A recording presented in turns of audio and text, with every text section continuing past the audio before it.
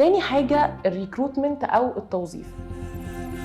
التوظيف ده قضيه مهمه جدا، وده تقريبا اللي مشهور عن الاتش ار ان هو بيعمل انترفيوز. بس المفاجاه ان التوظيف مش بس انترفيوز، التوظيف حاجات كتير جدا. اولهم مثلا الجوب اناليسيس، وهي التحليل الوظيفي الكامل. ازاي انت ما اشتغلتش قبل كده محاسب ورايح تعين محاسب؟ هي دي فكره الجوب اناليسيس، ان انا ابقى دارسه الوظيفه وفهماها ومذاكراها عشان اقدر ان انا اوظف الشخص اللي انا عمري ما اشتغلت الشغلانه بتاعته قبل كده. الجوب اناليسيس بيجي بعدها مرحله الريكروتمنت، وهي بقى التوظيف نفسه من هايرنج او اعلانات او فلتره سيفيهات، او ان انا بشوف انا محتاجه مين والمعايير ايه، وابدا ان انا اعين على حسب المعايير اللي انا عايزاها للوظيفه وللشركه عندي. بعد كده نبدا ان احنا نعمل مرحله السلكشن، ودي باي ذا واي هي في الريكروتمنت برضه، يعني احنا لسه ما خرجناش من التوظيف. السلكشن بقى هو ان انا بقول ان الشخص ده تمام، ان الشخص ده مش هينفع يكون معايا في المؤسسه دي، على اساس معايير انا حطاها من الجوب اناليسيس اصلا اللي انا كنت عاملاها، او دراسه وتحليل الوظيفه.